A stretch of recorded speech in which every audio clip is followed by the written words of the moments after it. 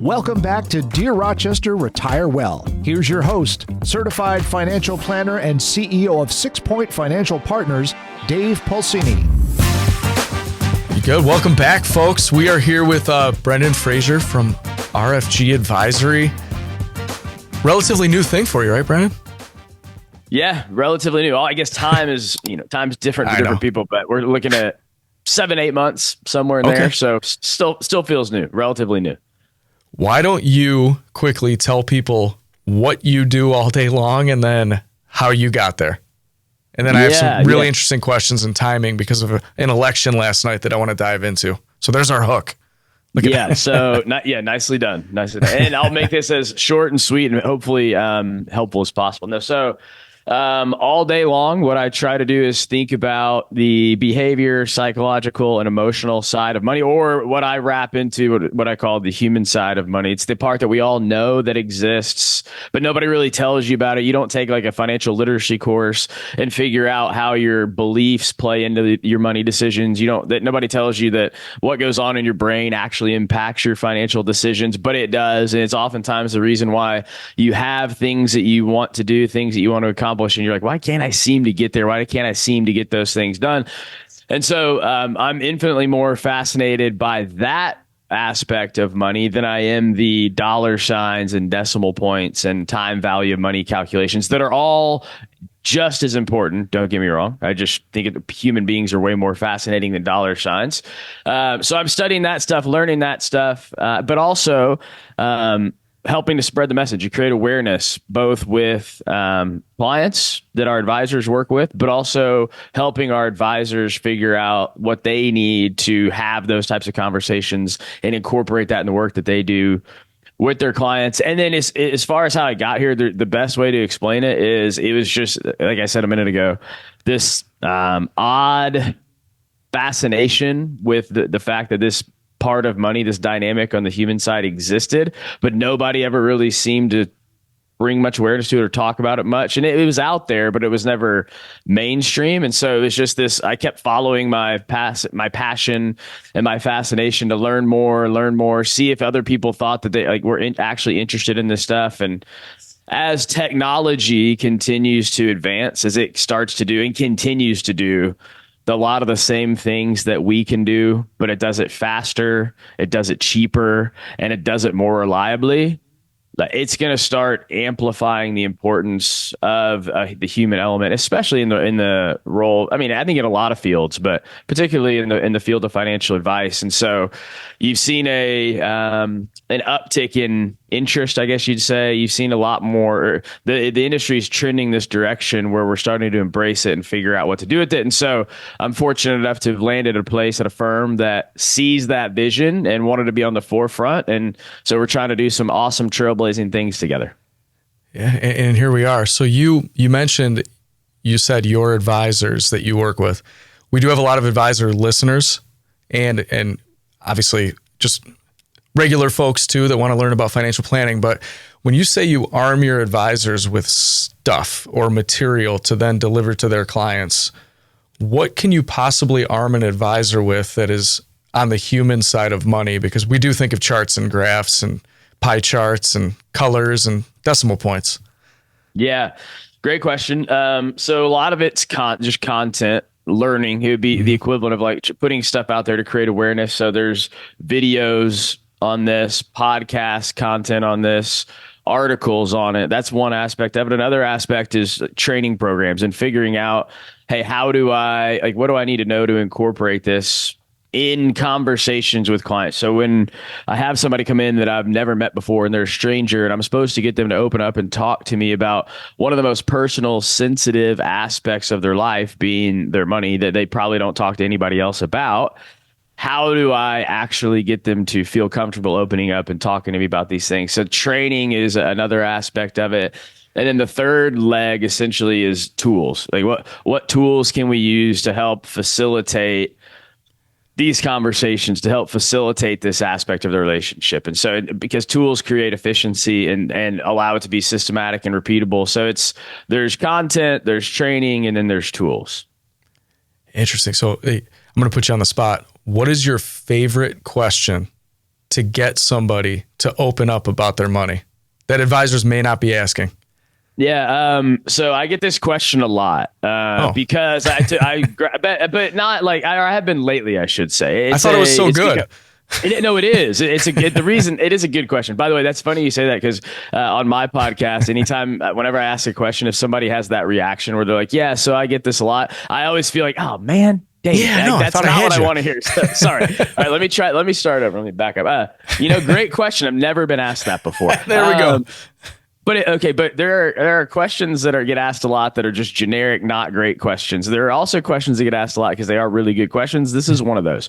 Because everybody wants to know like the hack. What's the question hack? What's the magic question? And so I have a thought on how to ask it, but I'm going to preface it with this, which is there actually is no best question. Like the best question that you can ask, and we've tested this, the best question you can ask is the one that you are genuinely most interested and curious in asking the other person. So if I were to ask you a question that I was actually genuinely interested to ask you about and hear your answer, that comes off in the way that I ask it, that creates a better response and connection with you, as opposed to if I read a question that somebody told me is the best question to ask and I ask it, but I'm not convinced that it's that good of a question, you're not going to get the same response that I would get if I asked it and was genuinely curious about it. So the best question you can ask is the one that you are genuinely curious to ask. Now, that being said, there is a method to getting people to open up right out of the gate when you're talking with them.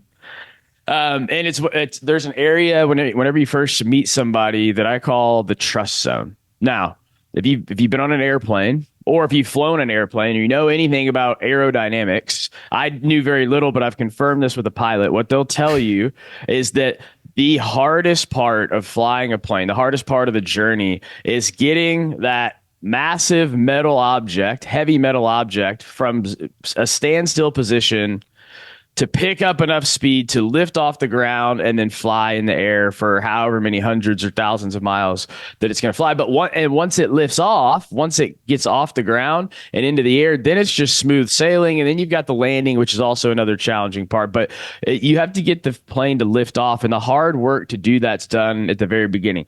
Conversations work the same way. If you're going to have an hour-long meeting with somebody or a conversation with somebody, the hard work that has to be done in the very beginning, and if you do that part right, it creates conversational flow that lifts the conversation to where the rest of it feels easy. It's like those conversations where you sit there and you're like, man, time is flying by, or like, I really like this person. We're having a great conversation. Or you're like, man, how am I going to get this person to stop talking because we don't have forever? So you have to navigate this trust zone the right way. Navigating the trust zone starts by knowing what to do right out of the gate. And I promise I'm getting to the point here. I'm about to hammer it home. There's a really famous interviewer named Terry Gross, who's notoriously one of the best interviewers of all time. When they talk to her and they ask her about her approach, and you can see this with any great interviewer, but they asked her, hey, what's your approach to interviewing? She said, one of the most important things for me to do is in the very beginning, as soon as possible, get the other person out of their head and into their heart.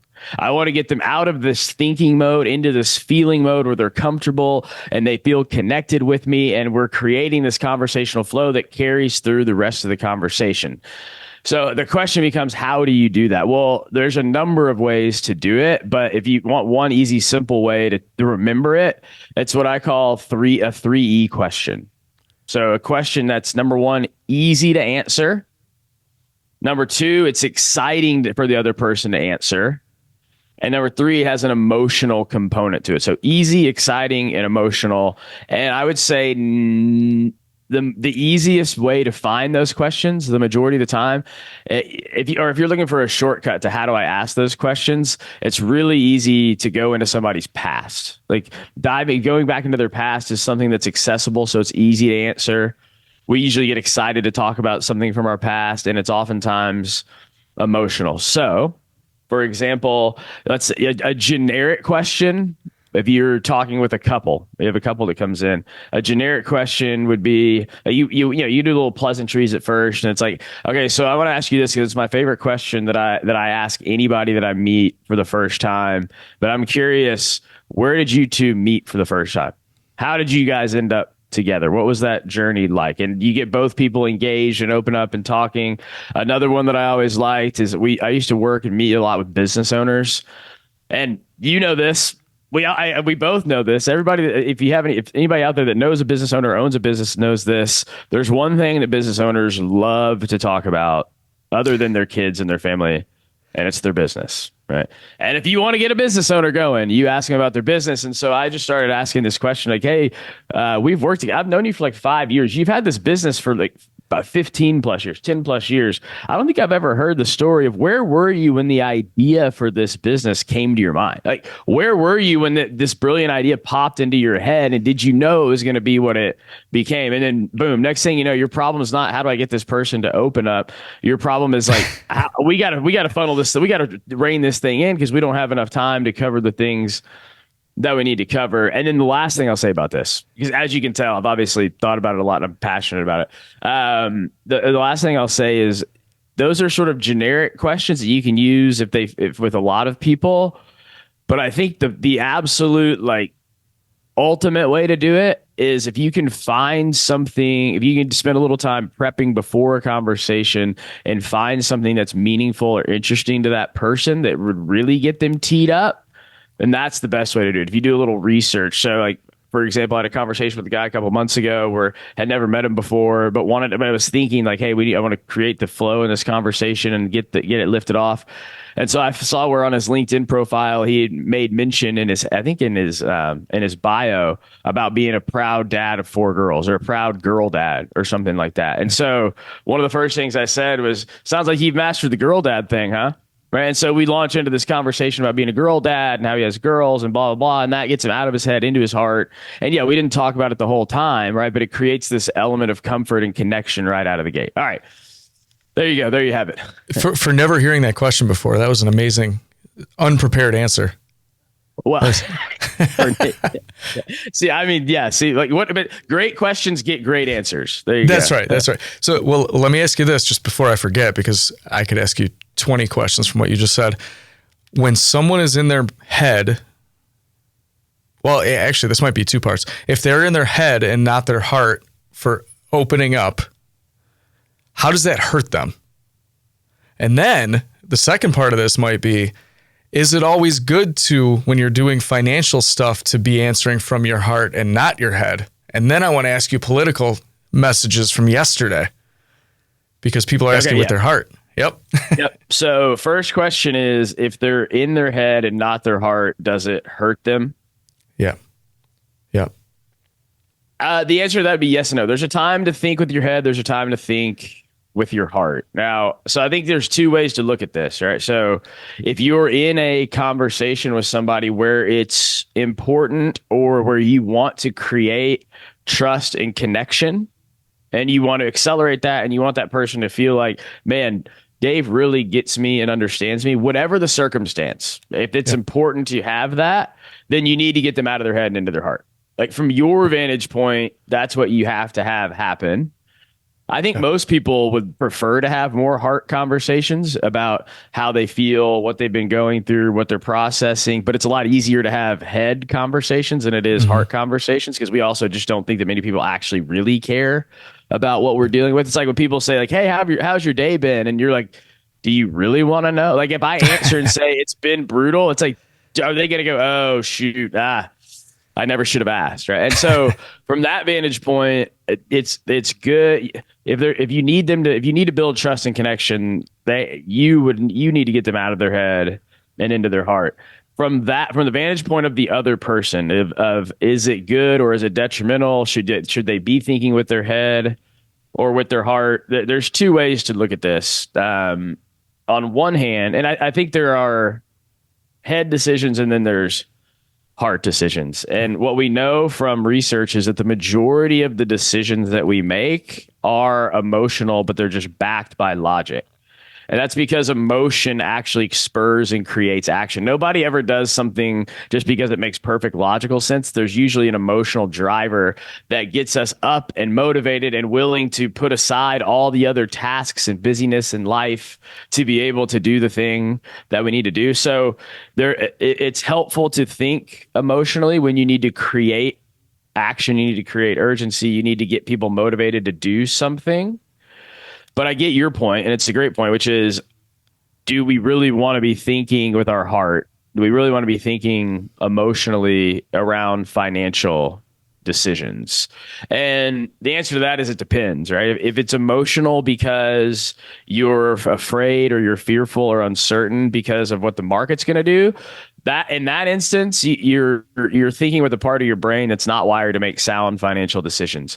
If we're trying to get somebody to figure out, and this could go for any type of decision, if you're trying to figure out how to make a trade-off between whether you should pay for your kid's college or retire one day, like that at its core level is an emotional decision that requires an emotional conversation. So it just depends on, this is we could go down the rabbit hole of the different types of decisions and what part of the brain you're in. But there are times to make head decisions and there are times to make heart decisions. And honestly, part of the success that comes with money is knowing when you need to do each one of those. Yeah. Or if you get folks as an advisor, I'm an advisor. If they trust me and they're open, I can kind of help them control that. And that's why they outsource it to us, which leads to why we need to have good conversations up front. Can I read you? So we're recording this literally like now it's the afternoon right after the election results. Yep. People heard it. And I'm going to do this from both sides. Okay. I'm going to read you 2 out of the 100 messages that I received. And I just want to see your reaction. You do not know these folks. There's no way you would know them. So I'm literally scrolling on my phone right now. Okay. Here's one of them. WTAF ? Does everybody know what that means? What the actual, Yes. I need to know how to empty my retirement account and how bad I'll be taxed. You can visit me in France. Let me know when you can talk. Okay, that's obviously one side. I'm gonna scroll to the other one right now. I have $450,000 that it's been sitting in the bank account for 6 months. I want to put it all in the market right now. How can we make that happen, Dave? That's on the other side. So there. Now we won't get suppressed. I gave one of each, right? What do you say to these folks? Because we're dealing with this as advisors, and also help these people that are. I think I know where you're going to go with this. I've been around long enough, but like for our listeners that are panicked in one way or the other, or they have some anxiety about this. What do you say to them? We tried to prep them, right? We tried to put out content, material, educational stuff. And I'll let you say the rest because this is your answer. How do you answer those? Yeah. So the first answer is there's no bulletproof way. That would be nice. We would all love that. The second way that I look at this, the way to look at this is a reminder that you always have to put feelings before facts. Like facts are no match, or logic is no match for emotion. And so when I hear that, I think when a lot of people hear that, you can hear the emotion in those messages. Like if you go back and actually, you can also read it when you read WTAF. And so that's a signal that it's created a heightened sense of emotion. And if you're married, you have a partner, you have kids, it doesn't take long before you realize that logic is no match for emotion, that when they're in an emotional state, no amount of logic and facts is going to work.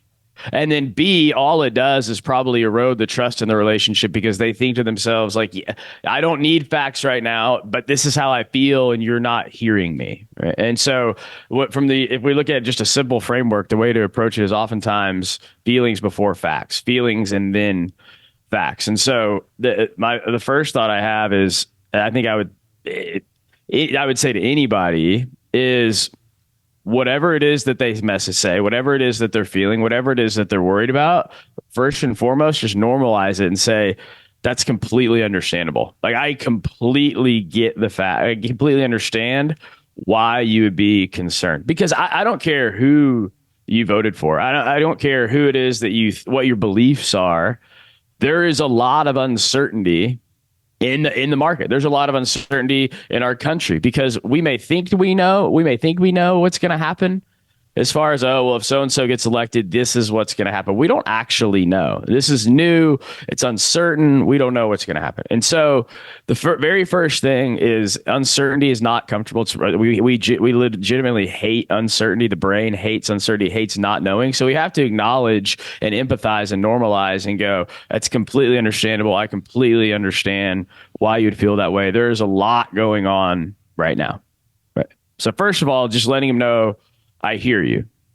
Second of all is acknowledging the emotion, saying something like, so it sounds like you're pretty concerned that the outcome is going to impact your finances. And that may sound elementary, it may sound obvious, but people love to hear how they feel. They love to hear their emotions labeled. So it sounds like you're worried, sounds like you're afraid that the results from yesterday are going to tank your personal financial situation. And oftentimes in that scenario, you'll have people that are like, that's exactly what I'm worried about. And they'll elaborate a little bit on what they're thinking, what they're feeling. But you'll also have people that are like, well, no, I mean, I don't know. I don't think that's going to happen, but like, what in the world is going on? And so they kind of start processing it themselves. I mean, in this instance, Dave, you're an emotional release valve for a lot of these people. Like, you're the person that they're coming to because sometimes I tell people to think about this. Think about, like, they didn't just think about what went through their mind before they decided to reach out. Like, they've been thinking about this, dwelling on it, worried about it. And then they decided, you know what, I need to reach out and talk with Dave.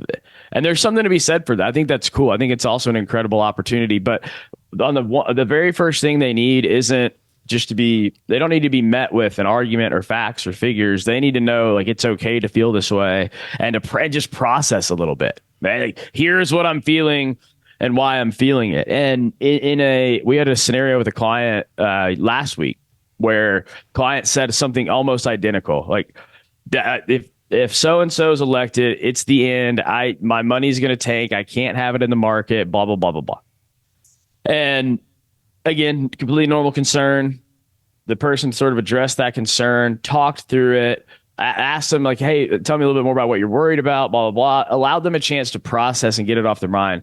And then about 5 minutes later in the conversation, the person goes, you know what, I know it seems like I'm really worried about the market. Like, I know it's on the surface, it looks like an election or a president issue.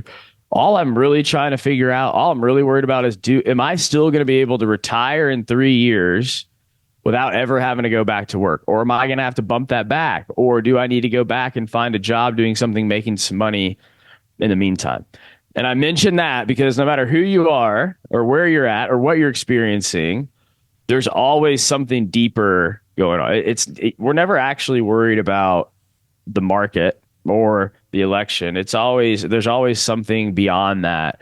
We see the surface issue, but there's always a deeper issue at play. So I always encourage everybody to think, like, what is it that you're actually worried about and concerned about? And does the outcome of this election truly, definitely, materially impact what it is that you're thinking about? And oftentimes the answer to that is no. Now, one last thing on this. Oftentimes when in a moment like this, there's a lot of uncertainty. When there's times of uncertainty, the brain goes into this emotional state. It actually goes back to its fight or flight mechanism. And so what happens is you're in the amygdala, the part of your brain that's designed to make instinctive decisions. It's where, like, when you're in a fear state, you either run or you fight or flight, right? Which is not where you want to be making these decisions from. But in that moment, when you feel that way, it oftentimes feels like you need to do something. You're like, I need to do something. I have to act, because doing something feels better than doing nothing. Doing nothing can feel like you're just not doing anything, like you're not taking it seriously. And so I would encourage, if you have these conversations, or if you're the person feeling this way, a lot of what the future of our country and the market is pretty much out of your control. I mean, for the most part, we don't know what's going to happen. There's no crystal ball. It's out of our control. But the best thing you can do to improve your financial situation is focus on the things that are in your control. So instead of thinking about the threats to the economy, let's think about the opportunities you have to improve your situation. So now would be a great time if you feel like, hey, I need to do something, act in a positive, proactive way to focus on opportunity. Like, go back and reevaluate. Hey, what's my current savings rate look like? Is that good? Is it solid? Could I bump it up a little bit? That would help. Go and say, hey, do I have my protection needs taken care of? Do I have my estate planning set up the way it needs to be done? Do I have enough insurance for protection? Go look at your asset allocation or tax loss harvesting options and say, hey, do I need to is now a good time to rebalance? Is there an opportunity to tax loss harvest? There are things you can do that are within your control that you can focus on that actually improve your situation, as opposed to trying to guess about the future of our country and the markets, which is completely anybody's guess and totally out of our control. So my answer of the Dow is up 1,300 points today. Leave it alone. Isn't a good one? Right. Okay. All right. That's a great reminder that one other thing I should mention. That's why I said feelings before facts, right? What you just said is 100% a fact that probably needs to be known, right? But nobody's going to want to hear that until they've heard that the way they feel it, the way that they feel is normal. And then you can say, hey, it's normal. I get it. By the way, the Dow is up 1,300 points today, right? And so if you layer facts behind feelings, it bolsters the conversation. It makes them feel better. If you try to go facts before feelings, then that's where you run into problems where they don't feel heard or understood, and they're not ready to hear it yet. What do you think about this? This is going to sound funny and sound bad, but you'll know what I mean by this. Almost, it's a terrible word, like manipulating people for their own good because we are the professionals. And I'll give you an example that I just thought of as you were saying this. Okay. If you take your retirement account out, this is for the first person, not the person that wants to put the money in. If you want to take your money out, that is going to give the guy that you don't like a ton of tax revenue. And they are going to take credit for that, right? Like, I'm just thinking of one extra thing. Like, do you want to give the government right now that much of your money because we're making rash decisions? I would never say that, just so you know. But that is a fact along with the feeling, right? But it's almost like there's a way to get folks to the place that we need them to be to take the right action that we know is right for them. Right? Like, right. By asking the right questions and taking them down the path, manipulation is a terrible word, but I almost feel like it's like, I know you need to do this thing. How do I get you to do it? Right. So, right. How do you feel about that? Like, if it's almost, I don't want to say it's tricking someone, but it kind of is. Yeah. That's a tough question. Another great question, by the way, and one that I haven't been asked a lot of times. There we go. I kind of come back to this, which is, if it's true and if it's for the person's own good, if you're actually truly genuinely helping them, then these types of things from behavior and psychology are sort of like powers that can be used for good, things that can help them. But there's a whole other argument to be made of like, where's the line? Where are you overstepping? Exactly. But in your example, the way where you said, hey, if you were to do that now, you'd be giving your taxes to this government, right? In that example, number one, it's true. So I think first and foremost, starting there, like, you're not making something up. Like, you're highlighting something where you go, hey, here's something to think about. And then I think the reason why you're wanting to bring that up it's not necessarily trying to manipulate them into a decision. What you're trying to do is you want them to make the best, most informed decision that they can make. And in order to do that, when you're in an emotional state, you've got to create some type of buffer between the emotional reaction and the decision that you're making. And so asking a question like that is an intentional buffer between the emotional reaction and the decision. You're posing in a different way that causes them to stop and think before making an emotional decision. Right? Which in that case, I would say there's nothing wrong with that. You're not manipulating them into making a decision. You're posing a question that gets them to think for a minute and stop and be a little bit more intentional about how they want to act moving forward, which, by the way, is probably one of the most valuable things that an advisor can do, or in any walk of life, an accountability partner can do, is help keep you from making decisions that could be detrimental to the outcome that you want to achieve, and being more intentional about those decisions. So would that go along with the quote fiduciary responsibility, right? That meaning getting someone to take the action in which is in their best interest, whether they are fully educated on it or not, right? So speaking of that, little gear shift here. What do you think about the fiduciary rule? And I have my own thoughts on it in general from a behavioral standpoint, and I'll ask it this way to tee this up, because I do want to go down this path. But let's just say I have a cousin who starts as a financial advisor and he's 24 years old. Mm-hmm. And he works at a firm that sells certain stuff because that's what they're supposed to do. Yep. And he thinks he's a fiduciary. Is that actually being a fiduciary? What if they just don't know? Right? Like, there's no way. My cousin's 24, and you guys all know this. The listeners out there, as we get older, we learn more, we get better, we improve the processes, systems. We know our businesses or whatever we're in, most likely much better than when we were. I'll pick on the 24-year-old Dave, right? I didn't know, but I always thought I was doing the right thing. So when those folks discover that they may or may not be doing the right thing, and then they're trying to tell their clients this, how do you lead those clients down the path of becoming the true fiduciary? And there's a reason I'm asking you this that I'll get to in a second.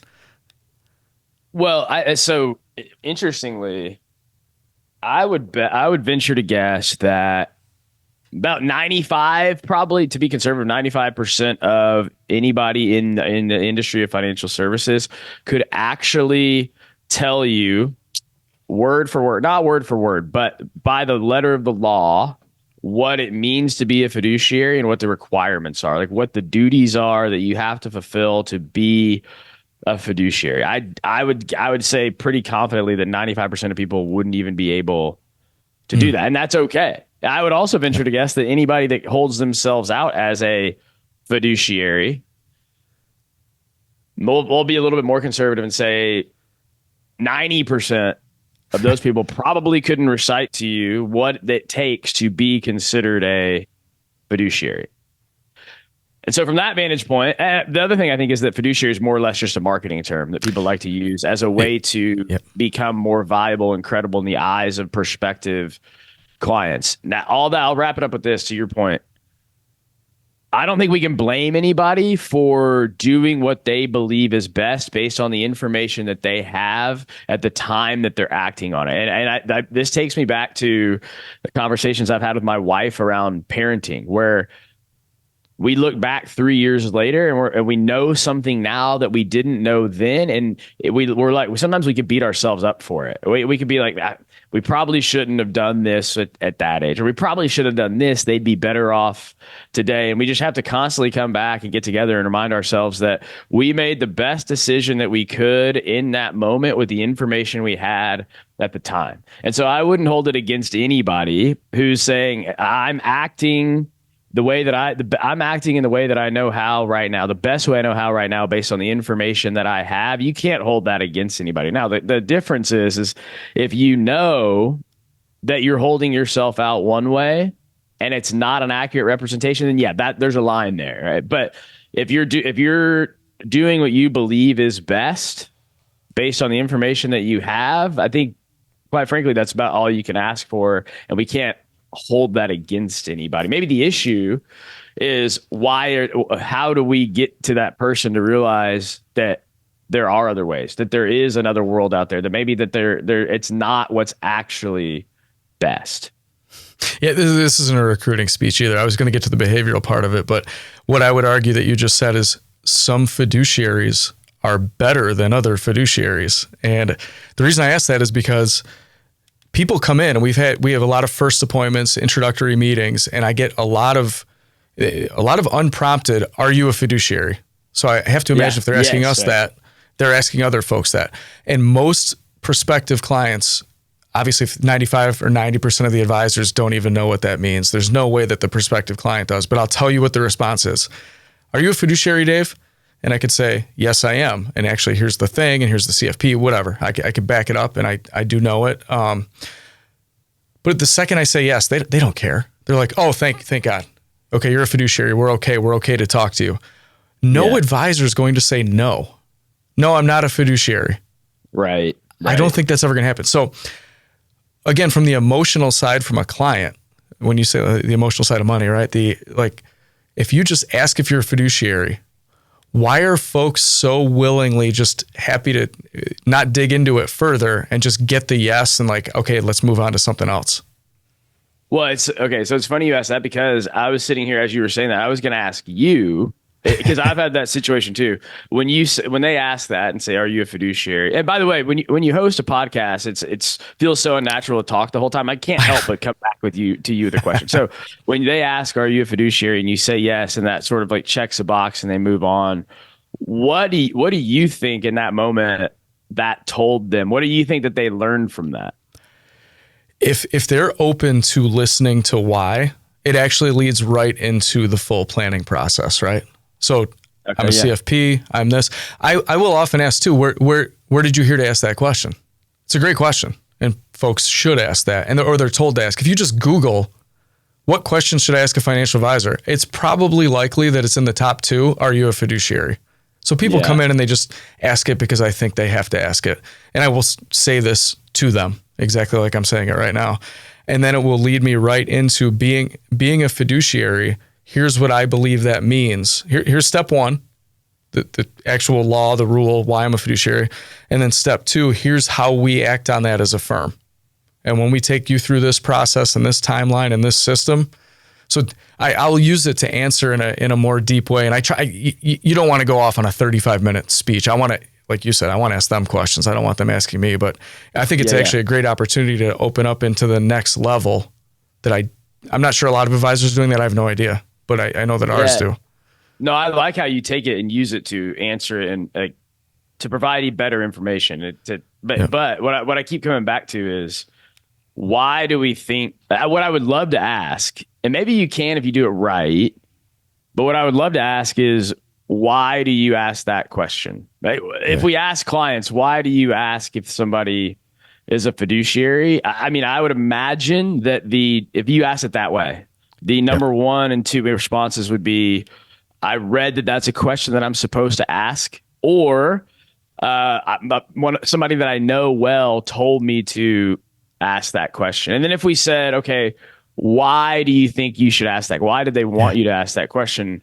What would you say? And I'd be curious to hear what clients say, because what I ultimately, it actually comes back to a behavioral psychological component, because typically, generally, like if we boil it down, we don't teach people how to make decisions on financial advisors. They don't know. It's not a decision that they make often. So you don't have this like repetition learning curve that you can learn from and evolve from, right? You're trying to figure out, they just want to know, do I like you? Can I trust you? And are you going to solve the problem that I'm bringing to you today? And so when they ask, are you a fiduciary, to a prospective client, it just feels like let me try that again. A cheat code or a shortcut that I was just combining into one. That to them, it feels like a cheat code or a shortcut to answer the question, do I trust you? Can I trust you? And then a little bit of, do I think you can solve my problem? What they're actually looking for is trust, and it feels like a cheat code to answer the question, can I trust you? Interesting. So we, just because you asked about us, and this is not an advertisement for us at all, but what we do before somebody comes in is they get an introductory video. They get an agenda. They get a list of questions that we feel they should be asking us. That is on there, by the way. So I know why they're asking us. The question. Yeah. But this is even if I did it 10 years ago, whenever the fiduciary thing started, it's like, I didn't have that on there until more recently. But the reason we do all of this stuff, and we'll send them a podcast, here's what a first meeting looks like with an advisor. Most times when folks come in for a first meeting, they already know they want to work with us, or they've self-selected themselves out, right? Like I actually don't like the way this person talks. I can't imagine listening to Dave over the long term of for my entire financial planning relationship with them. I'm not going to show up at that first meeting. So when folks come in based on the process we do ahead of time, they already usually trust us and they know that we can solve the problem that they have. So I almost feel like our first meeting is more of like a verification. Like I'm really here. This is us or somebody at our firm. And it makes it much easier. So I've tried to take that emotional and the behavioral side and use it to save folks a lot of time, because no one wants to go meet with 17 different financial advisors to see which one they like. But could you imagine if they really wanted to meet with 17, if they could watch a 1-minute video and choose 3 from there and then go meet them? It's so much better. So let me say this: my in-laws, when they were looking for an advisor, they were trying to figure out how do we find one, what do we look for, and like even trying to help them do that was this eye-opening exercise in terms of like, it's not easy. Like, first of all, even if you wanted to meet with 17 people, how do you find 17 like people worth meeting with? And then she had these. So she brought back some information from a couple of them, and everybody looks, sounds, and feels the exact same to them and to me, quite frankly. Like it was a very similar pitch, and that's not necessarily a bad thing. But here's what I do know is that if she came back and said, if she was like, "Hey, should I make the decision based on whether they're a fiduciary or not?" Or if she's like, "Well, this person said they're a fiduciary," I would not say, "Oh, you should definitely work with them," because it doesn't mean the other person's not a fiduciary. It also doesn't mean that they do better work. It's just, I think about whenever I've looked for a doctor in the past. I was looking for a dentist a few months ago, and I was thinking about it through the lens, because I'm weird, through the lens of financial advice. And I was like, what do people think when they're looking for an advisor? Is it like this? Because I was truly trying to figure out like, who should I go to? Why should I go there? Are they legitimate? Are they not? And it's just one of those deals where you're trying to figure out, again, do I like you and do I trust you? And knowing somebody's a fiduciary and checking off that box just feels like an easy way to say, okay, I feel like I can at least trust you a little bit. Even though if you asked a client or prospective client, hey, so what does it mean to be a fiduciary? 95% of advisors don't know. 99.9% of clients won't know. You'll have the one that has done the research and will rattle off what all the duties are. But most of them are going to go, I don't know. I just felt like an important question to ask. So like, how much does it really matter? I mean, anyways, I could go on about this for days. Do I think it's important to the client's best interest? Yes. Let me ask you this, and then I'll get you going here. I have 2 more questions for you. So since we're on this, and forget the fiduciary thing, give the prospective clients 2 things they should ask, from your point of view, an advisor to potentially work with that advisor. One is most certainly, how are you compensated and why are you compensated that way? The second one, there's just 2, what was another one?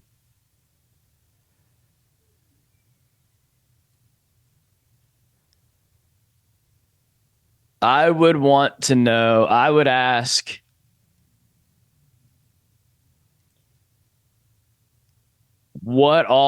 some version of, and I need to think about how to ask this, but it would be like, what all services do you provide and how do you deliver them? And what I would be looking for in that is, do you do cash flow management, investment management, retirement planning, tax planning, estate planning, insurance planning? And so most people say that they do it, by the way. And that's okay. Like, I think a lot of people do it lightly. The reason why I wouldn't want to just know what do you do, but more how do you do it, I would want to see what the delivery or the process looks like for that. To know, like, if you say that you do insurance planning or estate planning, what does that look like? And I would be looking, and so to your point, I'll throw this in there. I do think it's important to say, hey, what are the questions you should ask an advisor? I also think that if we teach people the questions to ask, we should also probably teach them the answers to look for, or at least the red flags to be aware of. So the answer I would be looking for is, something like, here's how we do insurance in our third meeting together. We're going to sit down and evaluate this, and we'll put together an analysis and come back and decide what you need. And then we'll review it on an annual basis. Like, give me an idea that it's actually happening and it's not just like window dressing. I love it. Do you know, you just threw out an ad for 6 Point, because literally you listed out the 6 points of financial planning. We named our firm based on exactly what you just said. I don't even know if you know that. I did not know that. I did not know that. Completely unintentional. I mean, almost that in was order, so man. good. That was so good that people aren't going to believe that was unintentional. They can go right on the website. I don't have that editing capability that quickly. So yeah, it's investment planning, retirement income, risk management, tax planning, estate planning, and custom goals. 6 points. Custom goals. Interesting. Yeah. So if somebody asked me that question, I would love it, because we are fully ready and process and system driven, right? The first one, how are you compensated and why? Give me the 2 red flags, and then I promise we got to get out of here because you have another meeting. You told me to hold you accountable for this time. So yeah, well, one red flag would be if they just say straight up, like, I'm compensated based on commissions. And that's becoming less and less of a thing. So I don't think you would hear that too much, but to me, that would be a definite red flag. And then I don't think the red flag comes as much on how you're compensated as much as it is why. I would just like to hear a thoughtful response on, here's why we charge what we do and how we do it. And I don't know that there's a great perfect answer for that, but I would like to know that there's been, it wasn't just like hey, let's charge this because that seems good, but it's like, hey, here's why we do it, and some thoughtful, intentional reasoning behind it. I can tell the folks what I'll say 20 years ago again. 20 years ago, Dave, the answer is, there's no straight answer. So this is easy to confuse folks with, right? Which is why I want to tell them. It depends on what product we end up putting you into. And this isn't wrong. It's just kind of skirting the answer. It depends on what product we put you into or how we're going to manage your money. And we don't really know that until we make the recommendations. And that is true. However, what it led to 20 years ago may have been every single time the same 2 company products that led to commissions. And by the time you get that far with a prospective client, they're going to do it. Right? Yes, right. You're not going to go 3 meetings deep, run a full financial plan, do tax planning and analysis, and do the other things. And then at the end say, oh, by the way, I also get a 3.25% commission on this, and it helps me make my company trip. And the person's not going to say no. So it is interesting asking that up front. They're committing every time. The more we commit, micro commitments will lead to bigger commitments. And but even in that example, while it's partially true that it may depend, you can still always answer how you get compensated. So I will be compensated based on a percentage of the money that you put into this product. I will be compensated based on the amount of money you put into the market based on a fee. I will be compensated with an annual fee that's based on how complex your situation is. It'll range from here to here. Like you can still give more clarity. You don't have to just. It does depend, but I think the red flag might be the person that hides too much behind the great question. It'll depend. And then they want to get you to that third meeting where it's like, oh, and by the way, here's how it works. Exactly. Well, it's also, I do think about, you talked about the dentist or the doctor. Did we ever ask them how they're compensated? No. And I can't stand it. It's such a scam. You just hit a nerve, by the way. I mean, it blows my mind that I can go in, receive a service, and have no idea how much it's going to cost. To me, it's like, I don't understand how that's even a thing. I think you just nailed our viral clip for this entire podcast, man, at the very end. And I'm going to let you go. Listen, man, I could talk to you about this all day. We'll probably end up having to do this again at some point next year. But we'll get this one out quickly. There's some pertinent election stuff in there. Way too much fiduciary talk, but I thought it was great. That's my fault. Thanks for doing this, Brandon. We appreciate it. And folks, make it a great day. Thanks, Dave. Thank you for listening to the Dear Rochester Retire Well podcast. If you would like to hear more about financial planning services offered by 6 Point Financial Partners, please call us at 585-485-6048 or email us at dpulcini@6pointfp.com. Make it a great day. Content here is for illustrative purposes and general information only. It is not legal, tax, or individualized financial advice, nor is it a recommendation to buy, sell, or hold any specific security or engage in any specific trading strategy. All investing involves risk, including loss of principal. Results will vary. Past performance is no indication of future results or success. Market conditions change continuously. Information here is provided in part by third-party sources. These sources are generally deemed to be reliable. However, neither 6 Point Financial Partners, Private Client Services, nor RFG Advisory guarantee the accuracy of third-party sources. The views expressed here are those of 6 Point Financial Partners. They do not necessarily represent those of Private Client Services, RFG Advisory, their employees, or their clients. This commentary should not be regarded as a description of advisory services provided by 6 Point Financial Partners or RFG Advisory, or performance returns of any client. The views reflected in the commentary are subject to change at any time without notice. Securities offered by registered representatives through Private Client Services. Member FINRA SIPC. Advisory services offered by investment advisory representatives of RFG Advisory LLC, RFG Advisory, or RFG. A registered investment advisor. Private Client Services, 6 Point Financial Partners, and RFG Advisory are unaffiliated entities. Advisory services are only offered to clients or prospective clients where RFG Advisory and its representatives are properly licensed or exempt from licensure. No advisory services may be rendered by RFG Advisory unless a client agreement is in place.